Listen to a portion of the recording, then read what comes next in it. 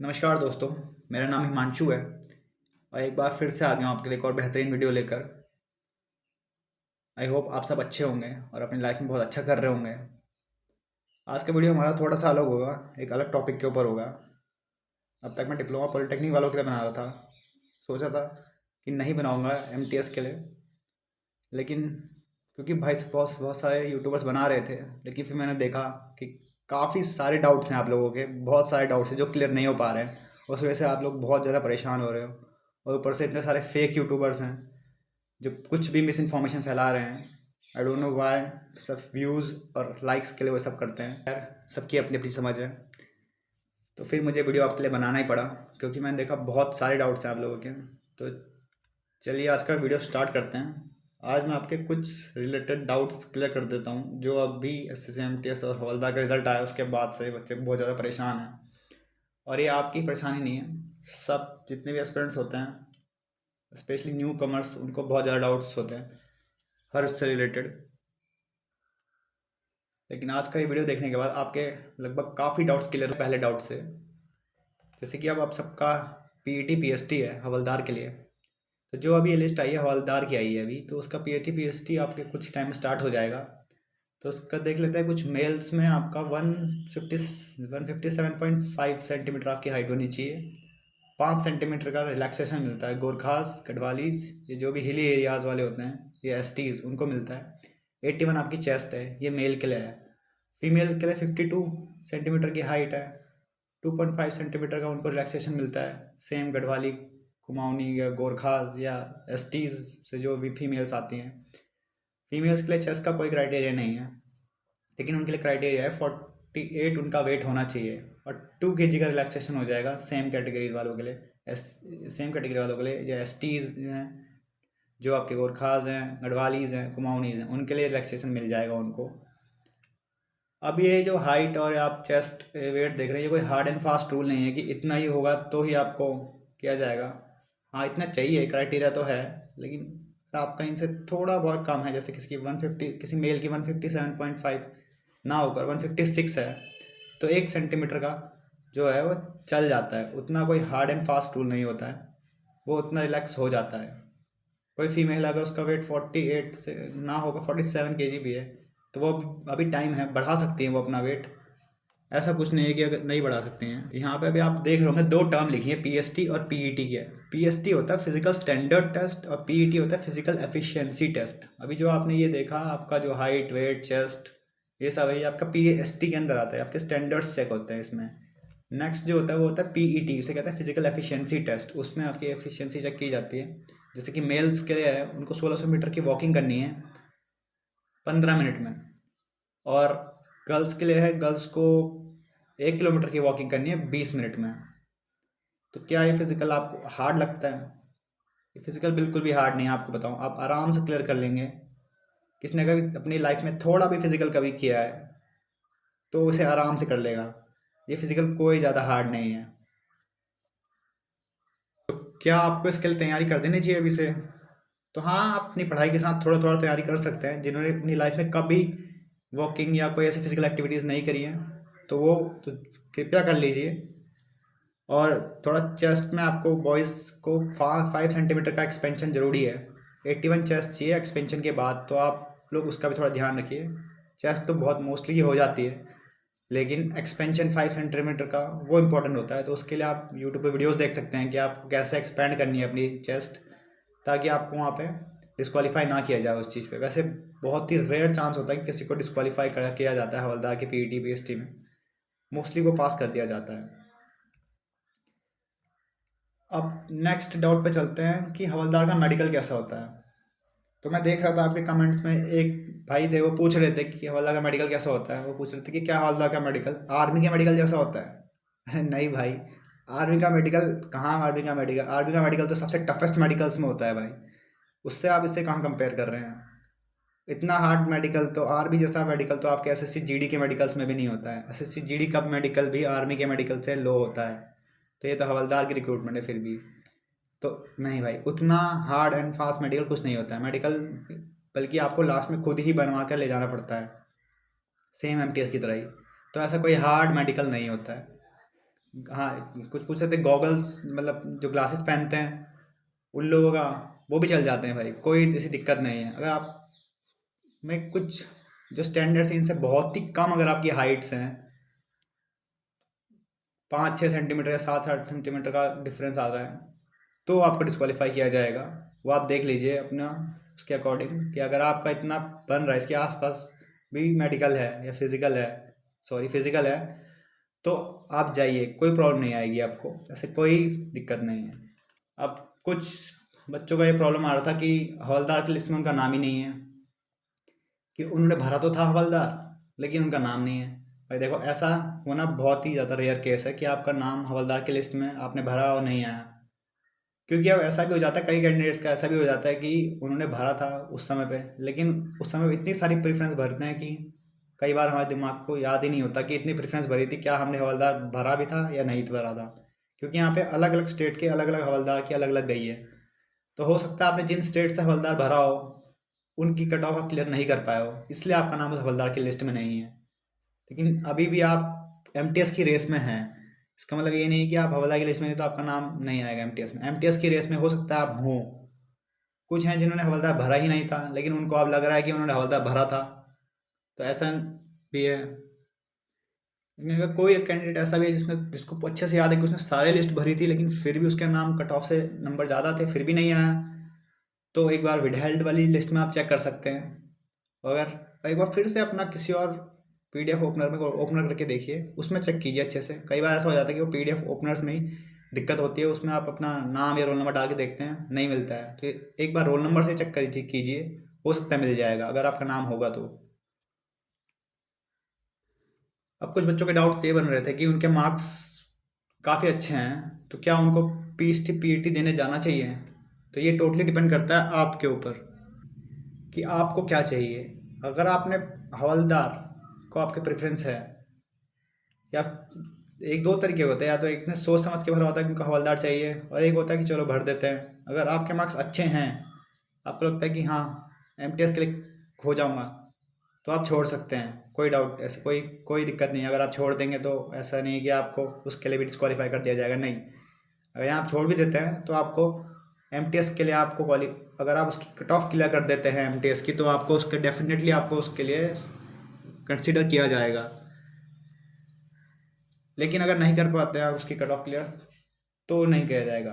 कुछ हैं जिनके मार्क्स बहुत अच्छे हैं, लेकिन उनको एमटीएस ही चाहिए, लेकिन वो कह रहे हैं कि पीईटी दे दें, उससे कोई प्रॉब्लम तो नहीं आएगी। तो उसमें फिर आपको एक कैच है कि अगर आप पीईटी देना चाहते हैं अपना को सेफ साइड में रखने के लिए, लेकिन आपको चाहिए एमटीएस ही, तो फिर उसमें आपका प्रेफरेंस आपको याद होनी चाहिए कि आपने प्रेफरेंस में आपने जो भरा होगा अपना फर्स्ट प्रेफरेंस, अगर आपने एमटीएस भरा है तो आपको एमटीएस मिलेगा।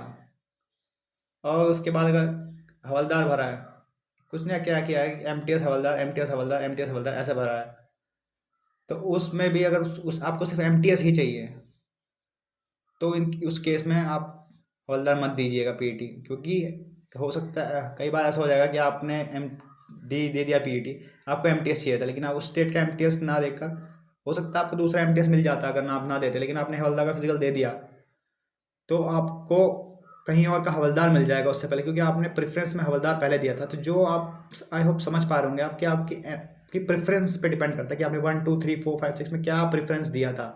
अगर आपने एमटीएस एमटीएस एमटीएस पहले सबको सारे एमटीएस दिए हैं, उसके बाद हवलदार दिए हैं, तो आप दे सकते हैं, आपको एमटीएस मिल जाएगा। लेकिन अगर आपने मिक्स दिया है, तो थोड़ा सोच समझ के सोच लीजिएगा देने से पहले।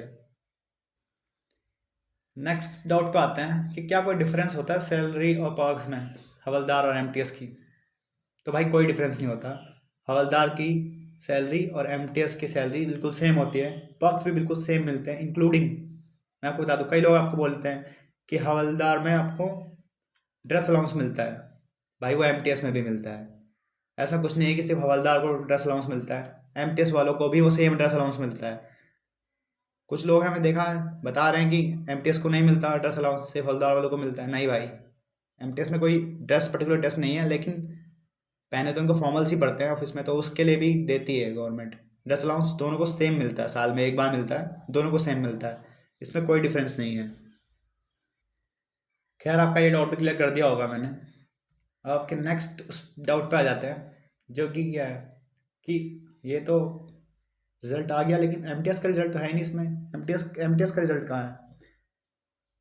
तो आपको मैं बता दूं, ये अभी आपका पीईटी पीएसटी का रिजल्ट आया हवलदार के लिए, अभी कोई फाइनल रिजल्ट नहीं आया है, तो ज़्यादा खुश नहीं हुए।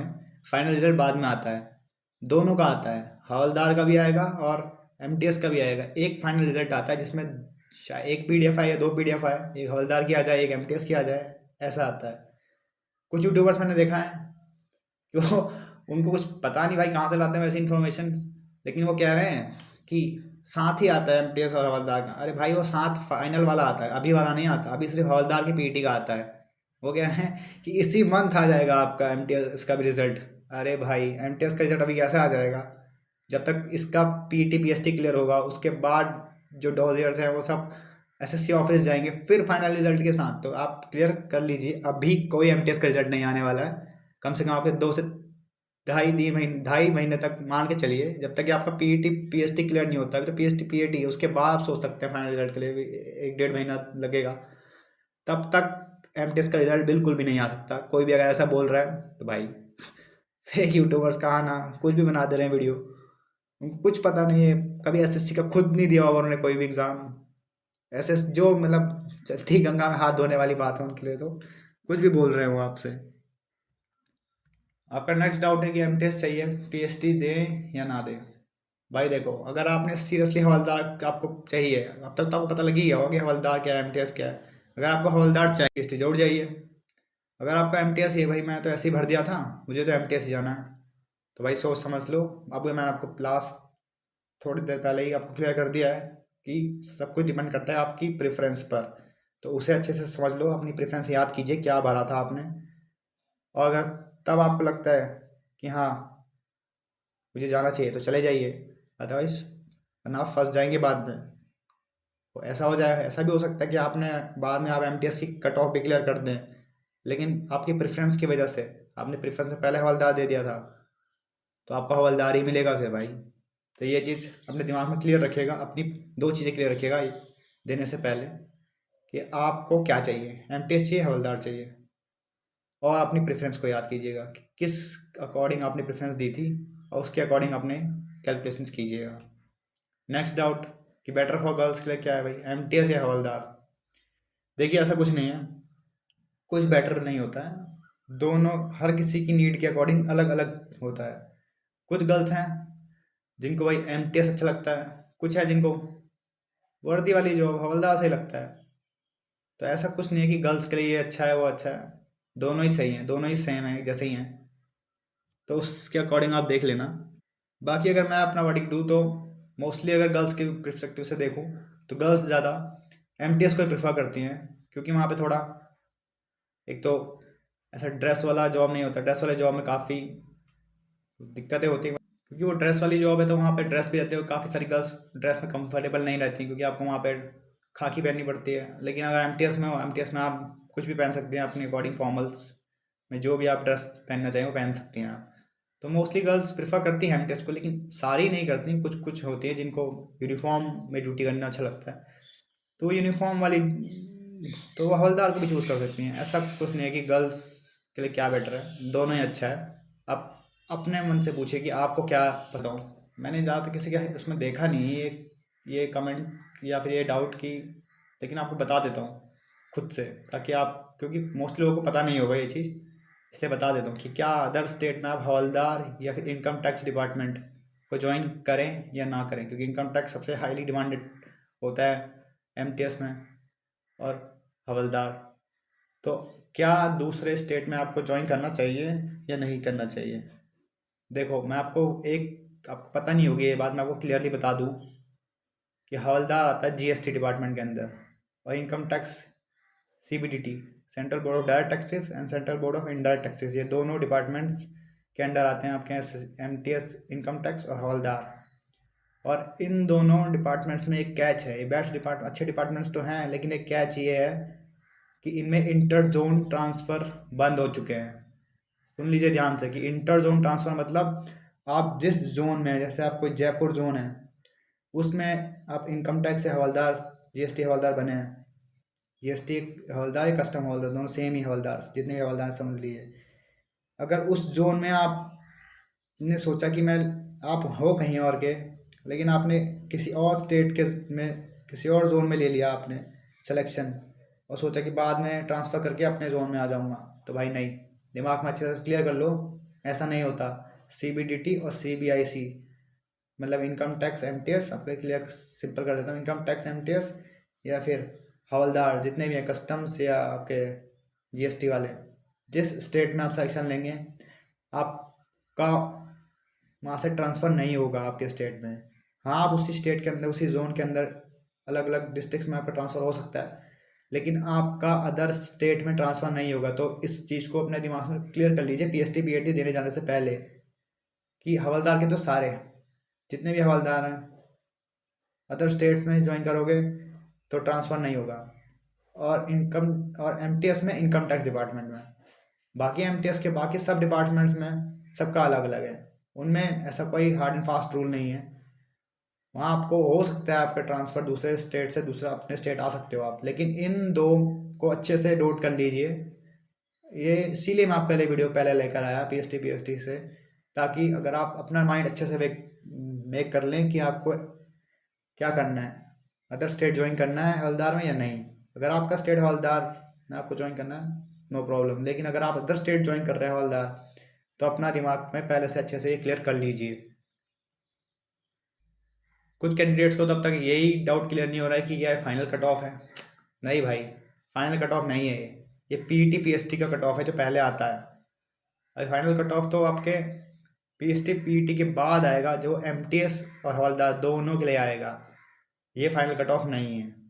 तो क्या अभी आपकी कट ऑफ और इंक्रीज होगी? तो ऑफ कोर्स सी बात है यार, इंक्रीज होगी, आप देख ही रहे हैं।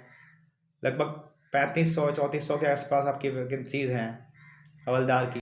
बच्चे आपके क्वालिफाई हुए हैं, लगभग आपने देखा 27,000 बच्चे क्वालिफाई हुए हैं, लगभग 8 गुना बच्चे क्वालिफाई हुए हैं। तो मतलब समझ लीजिए एक सीट पे आपका 8 बच्चों का कंपटीशन है। तो उन 8 में से एक ही का सिलेक्शन होगा, बाकी 7 तो बाहर जाएंगे ना।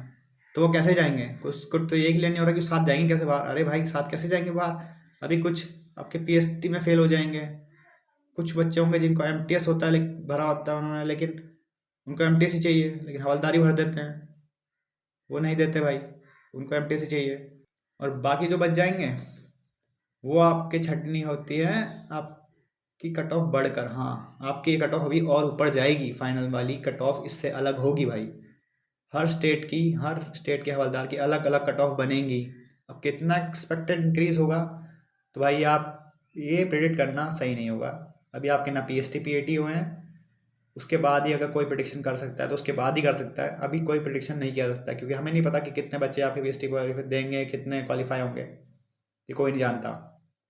इस अभी से एक्सपेक्ट के इंक्रीज बताना वो तो बेवकूफ़ी होगी भाई। अगर कोई बता रहा है तो भाई वो अपने उससे बता रहे हैं, लेकिन अभी से बता पाना काफ़ी टफ है। तो इसलिए आप खुद से, मैंने आपको बता ही दिया कि आप देख लीजिए कि एक सीट पे आपके 8 बच्चे फाइट कर रहे हैं, 7 बच्चे बाहर जाएंगे।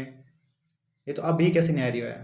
बात के अकॉर्डिंग सिनेरियो जब आपका पीटी पीएसटी हो जाएगा उसके अकॉर्डिंग सिनेरियो क्या उसका चेंज हो जाए, लेकिन अभी के अकॉर्डिंग आप लगा सकते हैं कि भाई इतने बच्चों ने बाहर जाना है, तो आपके मार्क्स थोड़े अप तो होने ही चाहिए, थोड़ा ज़्यादा अप तो होने ही चाहिए, ताकि आप इतने बच्चों को कवर कर पाएँ। मुझे पता है दोस्तों, वीडियो बहुत लंबा हो गया है, लेकिन आई होप मैं आपके टाइम के साथ जस्टिस कर पा रहा हूँगा, आपका टाइम वेस्ट नहीं कर रहा हूँगा, आपके डाउट्स क्लियर हो पा रहे होंगे। काफ़ी इंपॉर्टेंट इंपॉर्टेंट चीज़ें मैं आपके लिए बता रहा हूँ, आई होप आपके डाउट्स क्लियर हो रहे होंगे। तो एक डाउट ये और भी है कि कुछ अभी, अब कुछ अभी बहुत ही छोटे होंगे, 18 19 20 साल के हैं, कुछ अभी अपने कॉलेज के फर्स्ट ईयर में सेकंड ईयर में, वो लोगों का नाम भी आया है। अब वो लोग सोच रहे हैं कि क्या उनको एमटीएस या हवलदार ज्वाइन करना चाहिए या नहीं करना चाहिए। तो देखिए, ये डिपेंड करता है आपके सिचुएशन के ऊपर।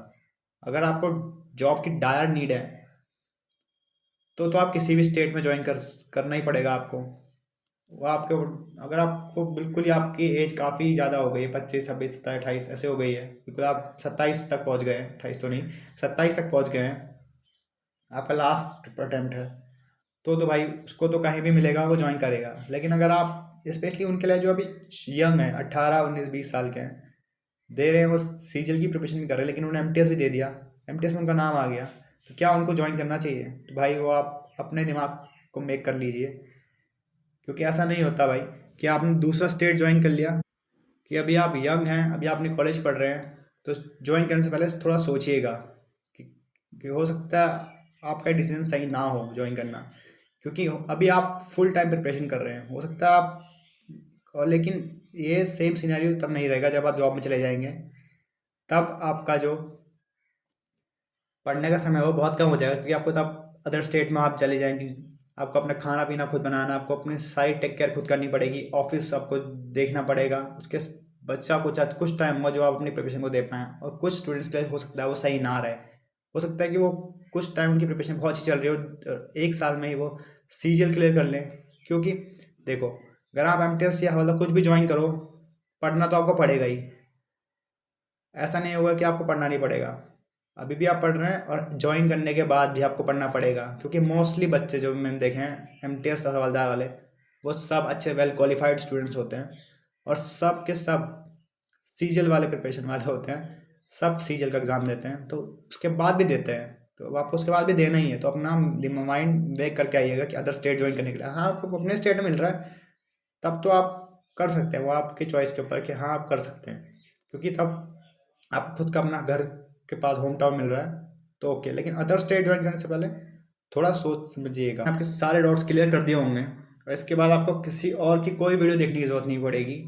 फिर भी लेकिन अगर आपके डाउट्स बच जाते हैं तो कमेंट सेक्शन आपके लिए खुला है, उसमें आप पूछिए अपने सारे डाउट्स, मैं आप सबके डाउट्स क्लियर करने की पूरी कोशिश करूँगा कि मैं सबका रिप्लाई कर दूँ। आई होप आपको मेरी वीडियो अच्छा लगा होगा गाइस। अगर अच्छी लगी है तो लाइक कीजिए, सब्सक्राइब कीजिए मेरे चैनल एसएससी हिमांशु को। Thank you guys.